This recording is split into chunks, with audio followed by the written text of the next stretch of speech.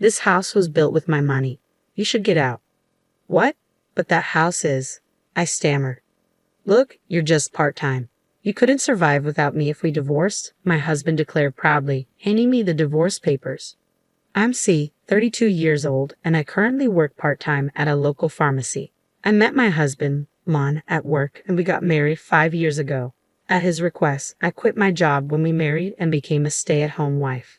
Although I always wanted to continue working after marriage, I finally convinced Lon to let me work part-time recently. For the record, we don't have kids yet. I'd love to have a pet since I adore dogs, but Lon hates animals, so I've given up on that idea. Lon, who never really liked me working, started criticizing the household for the first time. Hey, have you been cleaning properly? The house seems dirtier, and there's a pile of laundry. I've been cleaning and doing laundry like always. Really? Even today's dinner felt like you cut corners. That's not true. I got caught up at work today and came home late. Cutting me off, Lon continued proudly. What work? You're just part-time. I'm the one actually working. Take care of the house properly. Even part-time work is still proper work. I'm the one earning the money that lets us live, so don't talk back. See? I'm right. You have nothing to say. Lon has always had a high sense of pride and probably dislikes the fact that I'm working part-time. He started looking down on me because of it, constantly bragging about how we can only live this way because of his income. Even if he's the man I chose to marry, being belittled for working part-time every time is really frustrating. Recently, Lon managed to take a day off after a long time, so we decided to visit his parents' house. Despite his annoying recent behavior, I was excited about the outing.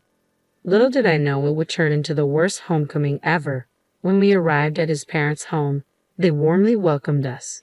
That night, after finishing dinner cleanup with my father-in-law, I went to the living room and found my father-in-law fresh from the shower. My husband had apparently gone to shower as well. The atmosphere with my father-in-law, who had been cheerful until now, felt heavier than before. Callie, I heard from Lon that you've started working part-time. Yes, I replied, sensing a bad feeling. Is there a problem? Is Lon not earning enough? No, it's not like that at all. I just like working. Is that so, Ron? You can't even manage the household and you still want to work part-time. You're just burdening our son. Exactly, he continued. If you have time for part-time work, focus more on home responsibilities. Look, your part-time job won't miss you if you leave, but your duties at home will. Lon works hard, and you don't feel ashamed of doing this? My mother-in-law has been a stay-at-home mom since they got married, so my parents-in-law, and even Lon, think that's how it should be. They probably don't approve of me working after marriage. Yes, sorry, I muttered, feeling crushed. I couldn't believe Lon spoke about me like that to his parents. I enjoy my job and the people at work are all great. I wish they wouldn't treat my part-time work as disposable. I've been doing my part at home the same as always. In fact, I'm even more careful now that I'm working part-time to ensure I'm not causing any trouble. I also know Lon works hard, which is why I've been doing my best too. A few days later, feeling down, I missed my parents and decided to give them a call. I wish they lived closer so I could see them whenever I wanted. Hello, Callie, what's up? My father's familiar gentle voice almost made me cry, but something felt off because Mom usually answered the phone. Dad, it's been a while, no special reason for calling. I just wanted to hear your voice. Are both of you doing well? I'm doing fine, but your mom's knee has worsened a bit. She's otherwise in good health, but needs to rest for a while. Is Mom okay? My mom had injured her knee years ago, but she was fully healed, wasn't she? It's not serious. She stumbled on the stairs recently and hurt her old injury a bit. The doctor said she'd be fine with some rest. All right, tell Mom to take it easy until she feels better, and Dad, don't overexert yourself. I'll visit when I can. Got it, thanks. You must be busy, see, but don't push yourself too hard. I was glad to hear my dad's voice, but now I was worried about my mom. Well, she's not ill, just needs to rest, as my dad said. They're both getting older now. I thought of my mom bustling around the house when I lived there and felt a twinge of sadness. Come to think of it, she tripped on the stairs. I suddenly thought about the layout of my childhood home. When I lived there, I never felt it. But now, considering that my parents, who are in their 60s, live there alone, I realize the house might have many inconveniences. The house is old and the stairs are steep with no handrails, especially concerning for my mom who just hurt her knee. It worries me that my aging parents live there, and it's not even an accessible house. The thought of facing another ordeal makes me shudder. We both have jobs, so we can't be too demanding, but I've always wished we could live closer to my parents. Considering their age and the condition of their home, it might be time to think about other options. I decided to use this opportunity to build a new house for them. Truth is, I have some passive income from real estate that was handed down from relatives. My parents advised me to keep it a secret because you never know what might happen, so I haven't told my husband about it. I've been saving it for a rainy day, and I'm thinking of using that money to gift my parents a brand new house. I feel so happy to finally give back to my parents who have raised me. Though it's my own money, making such a big purchase isn't something I can decide alone. I immediately consulted my husband. Lon, my parents are getting old. This could be a good opportunity for us to help them. He agreed more easily than I had expected. Really? That's great, thank you. I was a bit surprised as I thought he'd say no. Well, I'm not sure if you working part-time can actually pull this off. See, you're silent again. Can you really do it? I can, I replied. Do your best then. I was happy he agreed so quickly, but the way he belittled me for working part-time honestly made me angry. I thought my part-time job had nothing to do with it, but arguing would be a hassle, so I ended the conversation. The next day, I began making arrangements for my parents' new home. From then on, everything went smoothly with the contractors. My husband didn't seem too thrilled about it, but he didn't say anything, so I didn't dwell on it. Then, one day, I noticed a significant amount of money missing from our shared account. It had been a while since I checked the bank account, so I updated the passbook. I had no recollection of withdrawing $5,000 this month. It must have been my husband, but for what? I'll ask him as soon as he gets home tonight. When he got home, I asked him about the missing money. Hey, I updated the passbook today and noticed $5,000 is missing from our living expenses account. Do you know anything about this? Yeah, I gave it to my parents. What? Why? They seem to be struggling financially. We had some savings, so I thought it would be fine. I didn't notice anything like that when we visited your parents' house last time. Maybe they acted normal so they wouldn't worry us. Got a problem with that? No, it's not like that. This is about household expenses. You could have at least consulted me. My words must have touched a nerve. My husband sharply retorted, It's my hard-earned money. I'll use it how I want. I don't need to consult you every time. You only work part-time and can't even handle things at home. You're getting a bit too high and mighty. Annoyed with my silence, my husband slammed the door and left the room. I always thought Lon left the house matters to me because he trusted me. I felt trusted, yet he didn't consult me this time either. If his parents were really struggling, I'd want to help too. I wouldn't oppose it.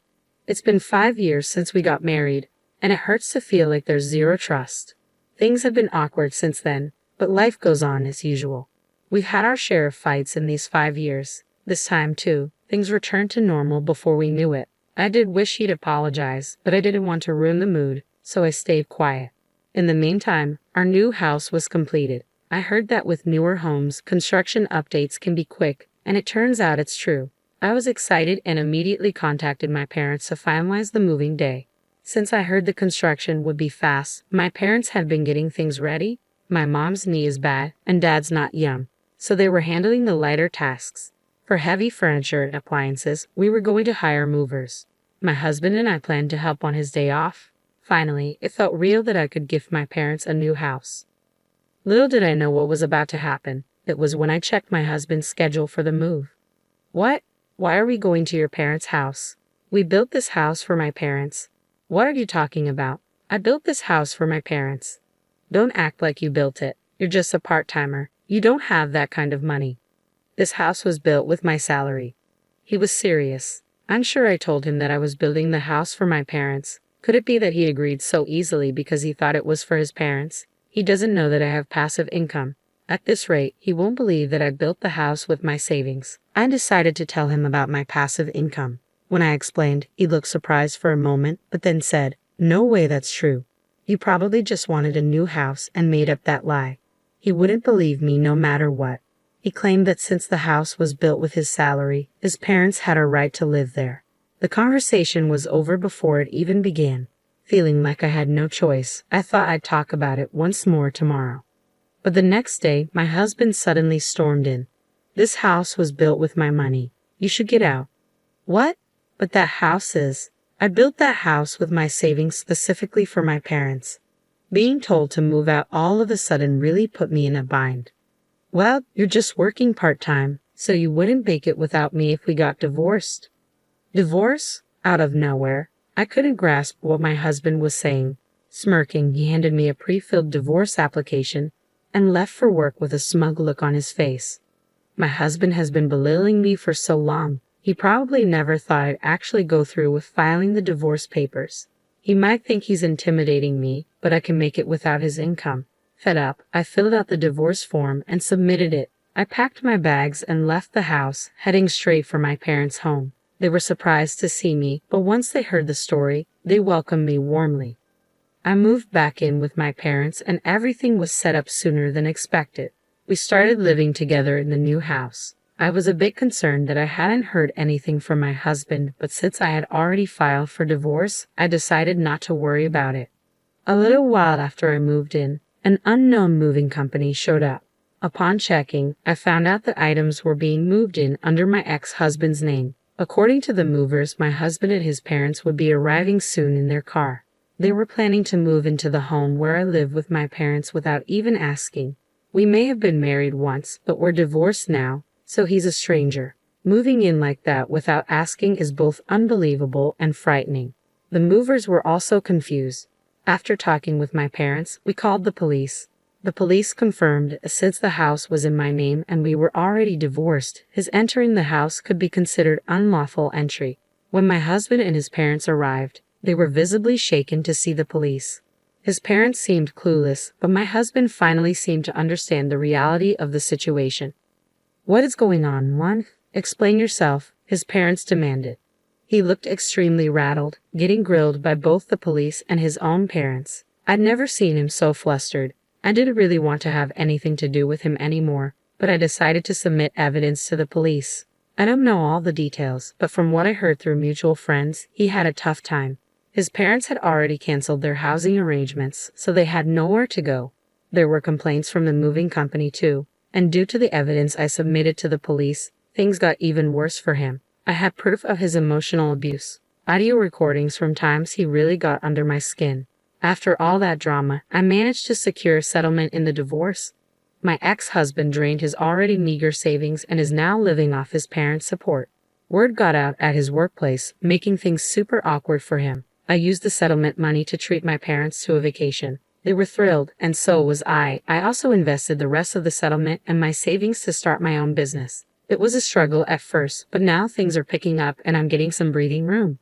So I finally decided to get the dog I've always wanted. Now life is fulfilling and fun every day. I'm genuinely glad I took the plunge back then. Off for a walk. Take care, dear, my mom said as I grabbed the leash.